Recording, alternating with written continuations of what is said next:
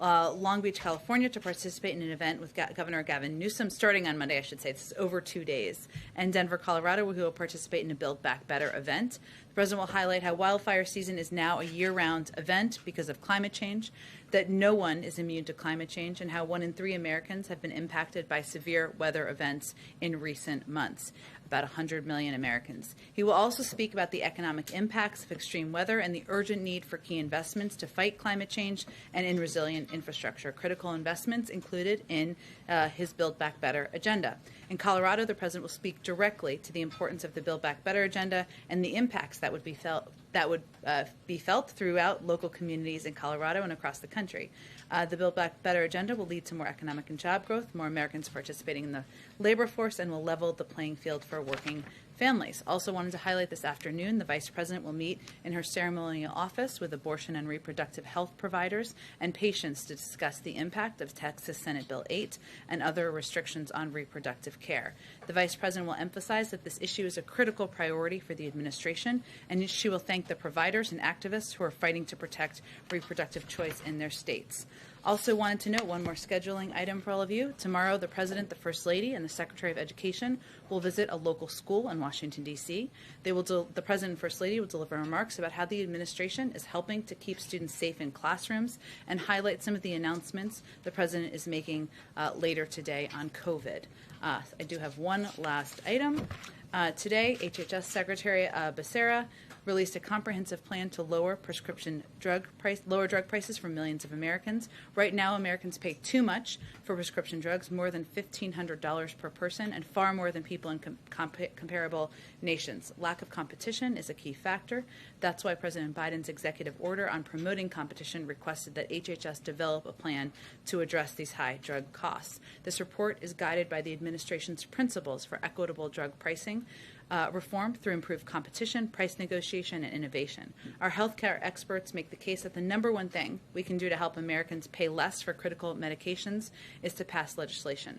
That includes allowing Medicare to negotiate prices, enacting Medicare Part D reform, and speeding the entry of generic drugs that will compete with expensive brand-named drugs. And Secretary Becerra will present the report at the inaugural meeting of the White House Competition Council tomorrow. I know we've also sent a slew of statements into your inboxes, which all of you should have seen. One was from Emily Horn on the arrival of a Qatar Airways charter. A second one was on David Chipman. I just wanted to highlight those in case you haven't seen them yet, and we had a UI one this morning. But Zeke, go ahead. Jen, on that statement from Emily regarding the charter flight today, how many Americans were on that flight and how many permanent residents? And then what's the updated assessment of how many Americans are still in Afghanistan? Well, as we noted in the statement, the plane just landed, and what we want to do is check all of the manifests on the ground and ensure we have the accurate number for all of you. We'll have that number out from the State Department shortly this afternoon. And then, her statement says that the Taliban was cooperative in facilitating the departure of American citizens and lawful permanent residents. It doesn't say that about SIV applicants and others who have assisted the United States. Should we read in that the Taliban has not been cooperative? And Afghans who work for us. So that would be applicable there. So they've been cooperative in getting Afghans who work for the United States out of the country? They've been cooperative? That's what the statement conveys, yes.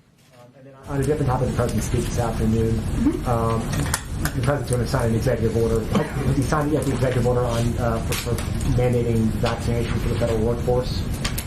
I would have to check on that, Zeke. That is the one piece of news that has been fully confirmed out there, which I can give a little bit more detail on, and I can check whether he had signed it this morning or whether he's planning to sign it after the speech. Exceptions for people who have religious objections or medical reasons not to get the vaccine? Yes, there will be limited exceptions for legally recognized reasons, such as disability or religious objections. I know you have all seen the reporting on this, but let me just give you a few top lines of it.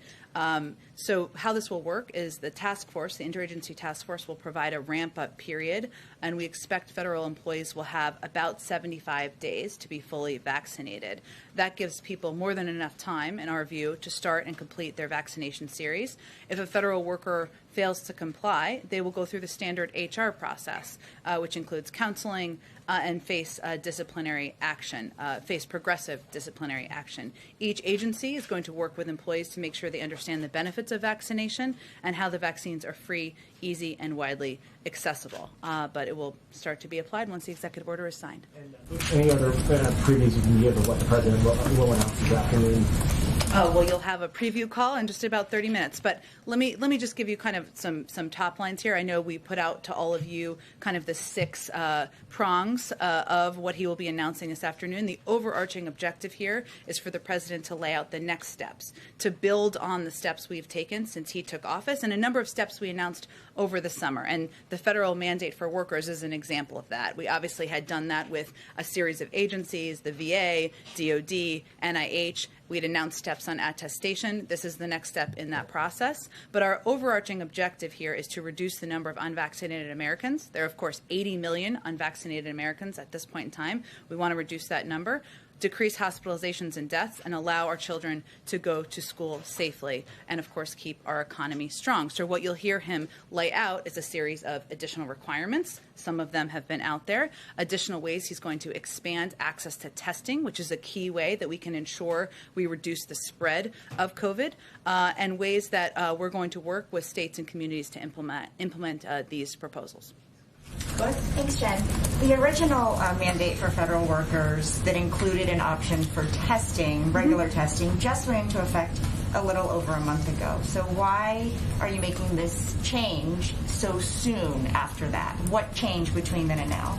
Well, we've seen over the past couple of months not only the threat of Delta, but the importance of taking additional bold and ambitious steps to get more people vaccinated. And obviously, the federal workforce is one of the largest in the country, and we would like to be a model to what we think other businesses and organizations should do around the country. So was it an increase? I'm just trying to understand, because the Delta when we announced our steps a couple of months ago, we said at the time that this would be the first of a series of steps. So this is the next in that series of steps. And do you have any numbers to illustrate how many federal workers have not been vaccinated yet, or how many have? Well, that's been the attestation process that's been happening agency to agency. They really keep track of those numbers. Obviously, our objective is to get to close to 100%. There will be exemptions, as Zeke, of course, asked about, and as we have numbers to provide, we'll provide them to all of you.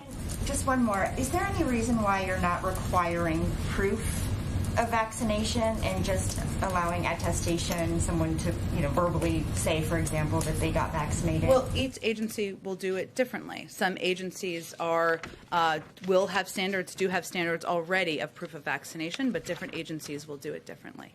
Go ahead. Thanks, Jen. The president said in July we were closer than ever to declaring independence from COVID-19. We heard from Dr. Fauci. He said the U.S. doesn't have modestly good control over the virus. Was the president overconfident in July?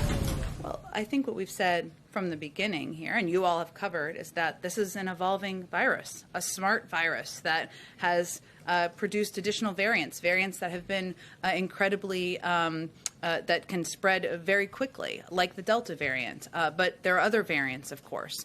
When we announced the mask mandate, for example, in May, only 1% of cases were the Delta variant. So obviously, information, data evolves, and the steps we need to take to address, to get the virus under control, to help people return to normal, has to evolve as well. But did that give Americans a false sense? I mean, the title of the speech was Celebrating Independence Day and Independence from COVID-19. The president said we gained the upper hand against the virus in July. Was that premature? Well, the reason we're here is because people have not gotten vaccinated, 80 million of them. Not because of any other reason, not because of a speech, not because of CDC guidance, not because of any other reason. And so what our objective is from the federal government is to continue to take bold and ambitious steps to get more people vaccinated and protect more people. That's what our focus is on. Go ahead. Do you have a better sense, Jen, of that workforce that includes about 4 million people? Are we correct in believing that it's not the congressional branch or the judicial branches of government, it's just the federal For the requirements, yes, it's the federal branch of government. Yes. Okay, and that workforce is about 4 million people. I believe that's correct. I can double check the numbers for you. Do you have any sense of just a ballpark of how many of those people remain unvaccinated? What are we talking about here? It's an understandable question, but what we've been doing and been implementing over the past several weeks is this attestation process, which is still underway. So we're still implementing that, and we'll have a better sense once we begin to implement the vaccination requirements. Where's the frustration level from the president that he's giving yet another speech urging Americans to get vaccinated? He has said there are limitations in what his speeches can do. Why is there any hope that this will change anything at all? Well, this speech isn't just words. He's announcing, and I would argue that the bully pulpit for any president can be quite powerful. But what the president is announcing is a series of bold and ambitious steps to address COVID, to save more lives, to protect more people. And that's what the American people can expect to hear from him today. What he will also acknowledge, and I don't know if you were touching on this or attempting to touch on this, is the frustration that tens of millions of Americans are feeling across the country. We've heard governors, we've heard leaders voice that. We've heard many Americans in the streets that you all have interviewed voice that expression of frustration.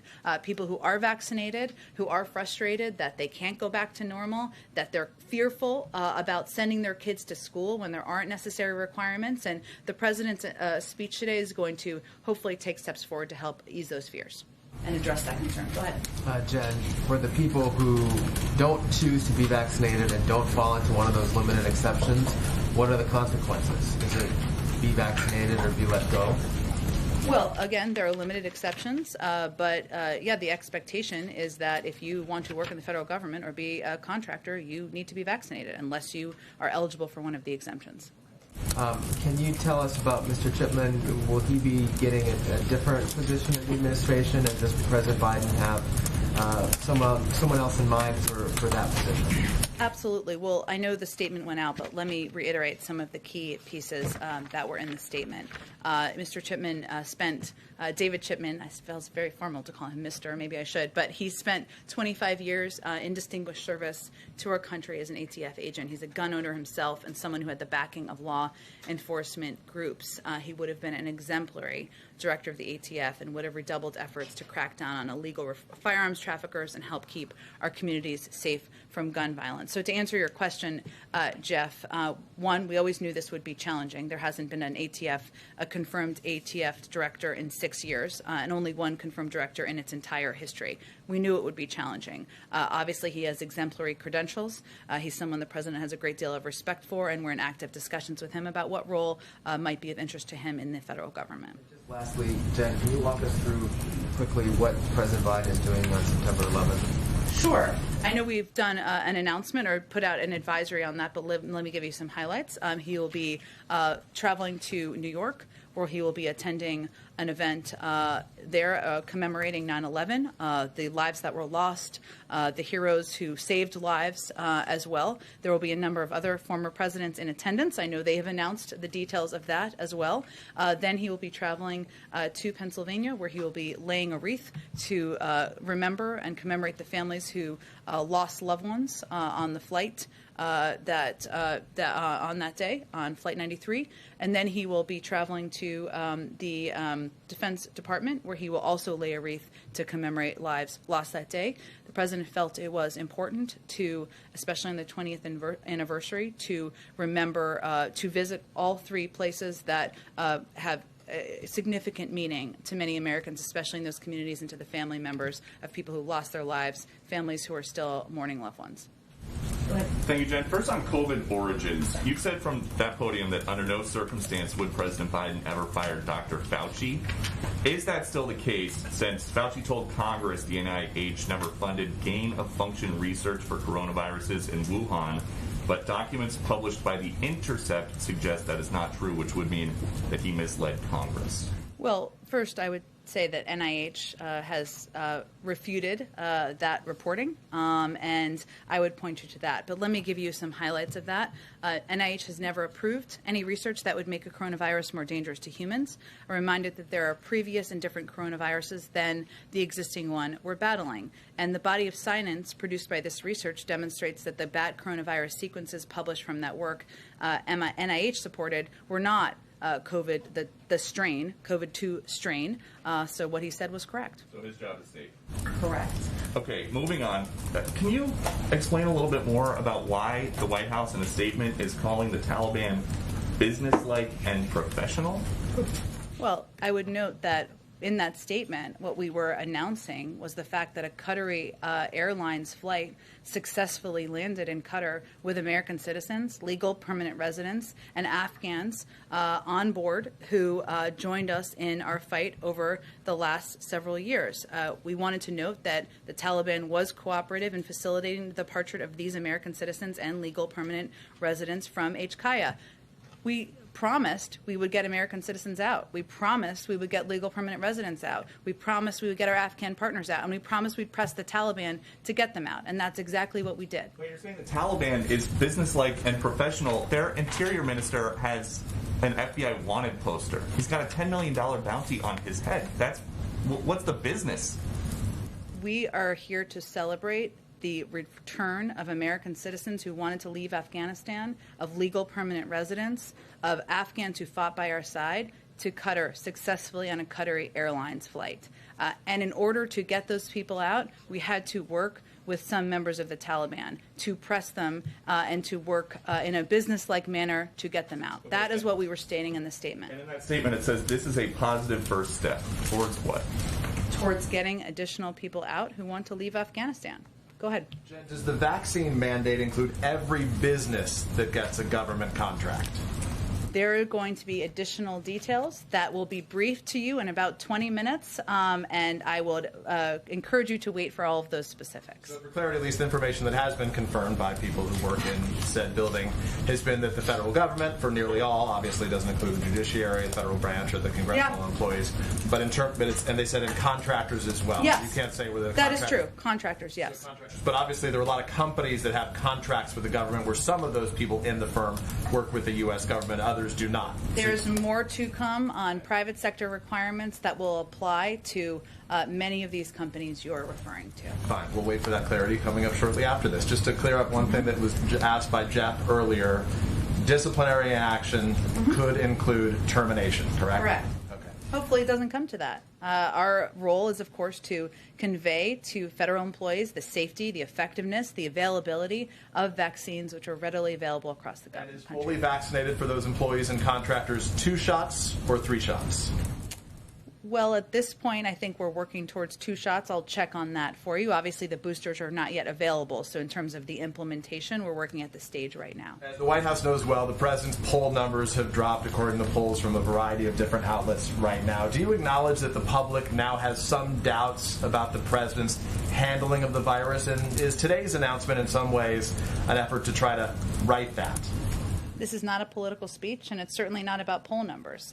What we can acknowledge, and you've seen in a lot of these polls, is that the number 1 issue, number 2 issue, number 3 issue for many Americans is COVID and what we're doing. And we have done a lot of work over the last couple of months, even as we've had conversations and talked about a range of other issues, whether it's Afghanistan or Build Back Better or other issues in this room and in many forms of media we engage with. So it's an acknowledgement of that. I'll also note that in all of these polls, support for the president's handling of coronavirus continues to be the majority of the American public, and that hasn't changed. Go ahead.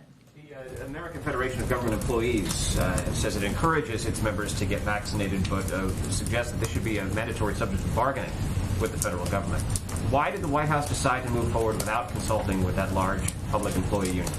Well, we have a range of consultations with labor unions, including that one, and that has been the case for several weeks and months as we have worked to implement additional steps. But look, our objective here is to continue to save lives, continue to protect more people from coronavirus, and continue to stop the spread of coronavirus across the country. We understand there will be objections, there will be concerns, there will be criticisms. But our role here is to save lives, and we welcome feedback and engagement, but we're going to stay true to our goal. Can I ask you about the exemption on religious objections. Will there be any kind of scrutiny applied? To what extent will a religious objection be questioned, if at all, by the federal government? I'm sure there'll be requirements as to what how somebody would convey what their request for an exemption would be, and I'm sure we can get you some more specifics on that. Go ahead. Jen, can we get any details on the lawsuit the administration is planning to file against Texas over the abortion law there? When is that coming? What grounds are you suing? I understand the interest. I know it's been reported on overnight, and I would note that just a couple of days ago, the President asked the Justice Department, asked the Department of Health and Human Services to urgently take any steps, to look into what steps they have the authority to take to protect women's access to health care. So we'll let the Department of Justice announce any steps that they might take. Hopefully we'll hear more from them soon on that, but beyond that, the reports are entirely consistent with what the President has been calling for. Another topic, are you concerned at all about Rahm Emanuel's nomination to serve as ambassador to Japan, given the recent statements from progressives and activists? And what do you say to the criticism that his handling of the police killing of Muhammad McDonald is disqualifying? Well, the reason the President nominated Rahm Emanuel to serve as ambassador to Japan is that he has a record of extensive experience as a public servant, as somebody who was elected in Congress, and he thinks he would be somebody who would represent the U.S. interests in Japan. So that's the reason he nominated him. Go ahead. Any comment on the police killing and how he handled I don't it? have any further comment related to the nomination. Go ahead. A couple questions on the vaccines. I wanted to clarify first that agency by agency is how essentially vaccine mandates will be determined. So some could have a proof of vaccination card, some may have a verbal attestation. It's determined by agency. Correct? Okay. The other thing I wanted to ask you about is a couple months back, July 23rd, I had asked you if there was a mandate for folks working here in the White House, and at that time you had said no. Can you clarify for us what has changed in the White House's thinking about mandates? Well, we've always said that this would be a progression, that we would take steps and we would build upon them. So at the time, there were steps we announced about attestation and individuals needing to attest that they had been vaccinated or be tested. This is building upon that. Now, there's a requirement. There was no vaccine mandate here at the White House. Correct. I think I'm answering your question. So what? Attestation, right? Because there was no mandate here at the White House. Well, in the last few weeks, we have announced, I don't remember the exact date, a requirement of attestation, which is that individuals would have to attest either they're vaccinated or be tested. So this is the next step building on that process. One more question. Does the White House support the idea of states, governors, individual states requiring COVID vaccines in schools, obviously for older children, much the same way that they require polio, MMR, a whole list of other vaccines? It's always going to be up to local school districts and states and localities to make those determinations. But we certainly do think that mandates and places and communities where they have put mandates in place is a positive step forward. Go ahead. Yeah, I just wanted to follow up on the earlier question about the American Federation of Government Employees. They also said in their statement that they want to be able to bargain over that mandate and want to be able to do that before this requirement would be implemented. Do you expect that there will be lags with hundreds of thousands of federal workers who might extend beyond this 75-day deadline? Will they take up bargaining? This issue is like a bargaining issue. I don't have any anticipation of that, or I can't anticipate what that looks like. That would be obviously up to them on what steps they may want to take. But the President has every intention of signing this executive order, getting the clock running on the timeline for these requirements. And his view and our view is this will serve as a model to the rest of the country on the need to get more people vaccinated in order to save more lives. Does the administration have any plans this month for the President to announce a nominee for Fed chair? And if not, are you worried about getting someone confirmed by February? I don't have any timeline to predict for you on what that looks like. Go ahead. Yeah, following up on a previous question about David Chipman, does the White House plan to nominate a new ATF director, and what's the timeline you think on that? We certainly would at an appropriate time. I don't have a timeline on that at this point in time. Obviously, we're just announcing today the next steps on David Chipman. And one other question. You said Biden, the president, will be going to Long Beach on Monday to campaign for Governor Newsom. There's a lot going on right now. Obviously, he's given a big speech tonight about the COVID pandemic and new restrictions on that. Why does he think it's important to go to California to campaign for the governor at this point? Because the election is Tuesday. Well, why is it important election for the? Why is it important for the president that Governor Newsom continue on? Well, I would say that the president remains quite popular in California, as he does in Virginia and other states where there are competitive elections this year. And certainly we don't go campaign in states where we aren't wanted, but hopefully this will be helpful to the efforts of the governor. Go ahead. Can I clarify on the September 11th plan? So are there plans on the day of for President Biden to actually deliver remarks on the anniversary? It's a good question. The events are not set up that way. Because he's attending an event with several other former presidents and of course, former prominent officials in the morning in New York. In order to get to all of the events, it just doesn't work that way. You will hear from him in the form of a video in advance, or if that will be available that day, I should say. Go ahead. Hi, Jen. The administration has asked states and local governments to use federal funds to extend unemployment benefits, stave off evictions, even implement COVID testing in schools, yet little to no states have done so. So is this a question of accountability, or is the administration doing enough to convince states who may necessarily not agree with your policies to work together? That's not true. I mean, you're saying states have not implemented using COVID funds to make updates in schools? I'm just saying that states have not taken advantage of the federal programs to extend benefits, stave off evictions. There's still billions of dollars left available that states haven't used.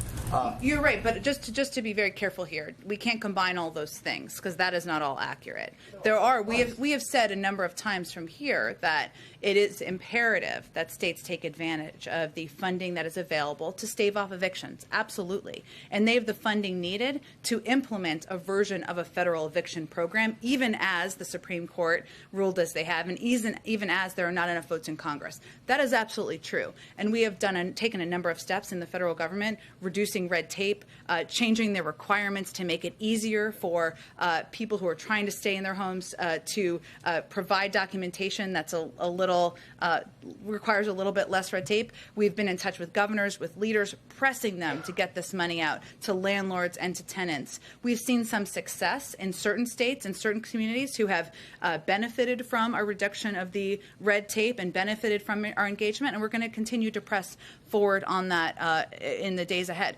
I would say that the money from the American Rescue Plan as it relates to schools and testing, that has been used in school districts around the country. Benefits that have helped keep police and firefighters, state and local funding has been used in states across the country. Every state is different, but I would say that funding has been applied, and we'll continue to work to states to get it out. And also the Capitol fence, that's going up again ahead of the planned rally for the jailed insurrectionists. Obviously, it's only been down for 2 months that we haven't seen that fence up. It's going back now. Is the White House prepared, and should Americans expect this fence to go up every time there's a new First Amendment demonstration? Well, I would say first that the leaders on Capitol Hill, they take steps to ensure that their members are safe. And obviously the events on January 6th, a terrible day in our democracy, are still fresh in their minds. So of course they're going to take those steps.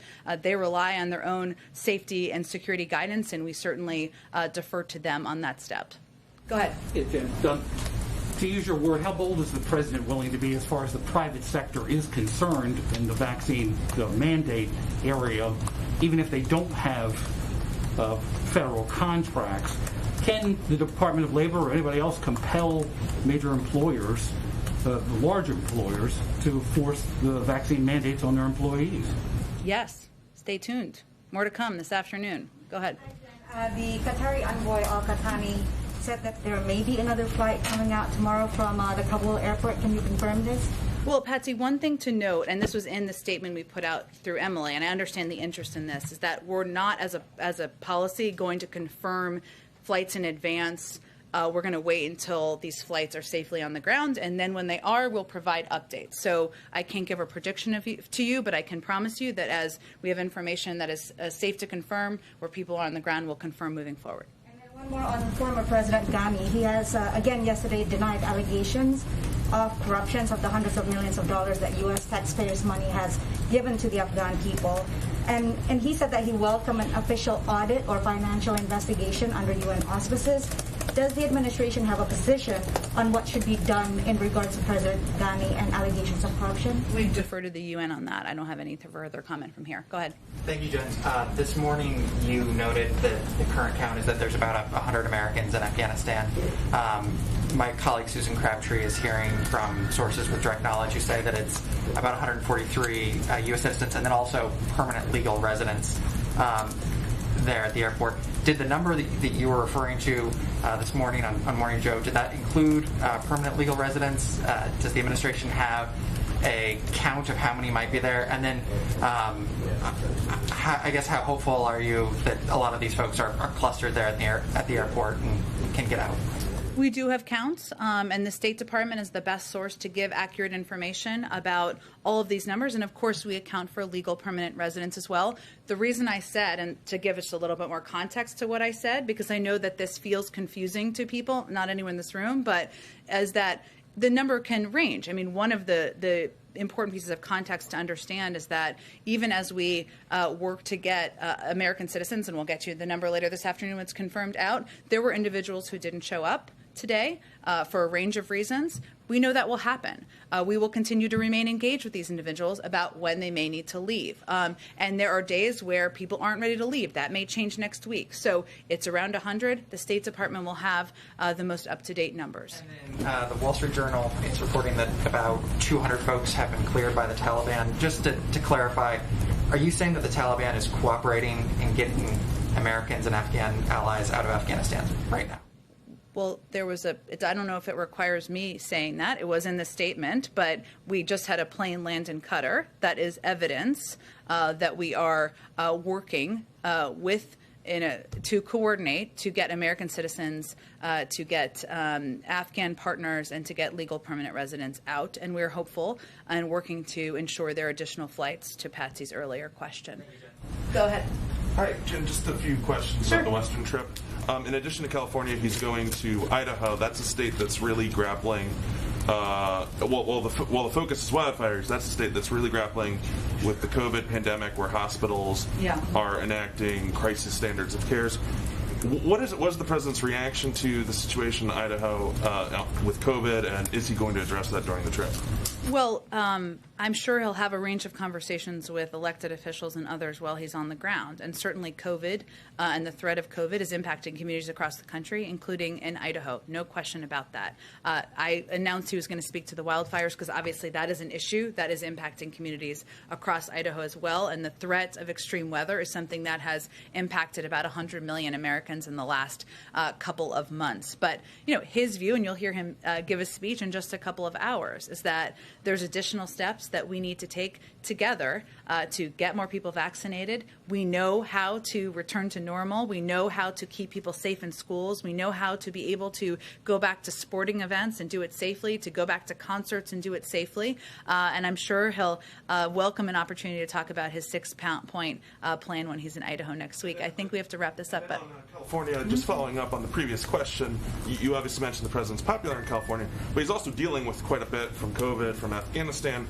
Why is it a priority to make a stop for an election event with a political ally?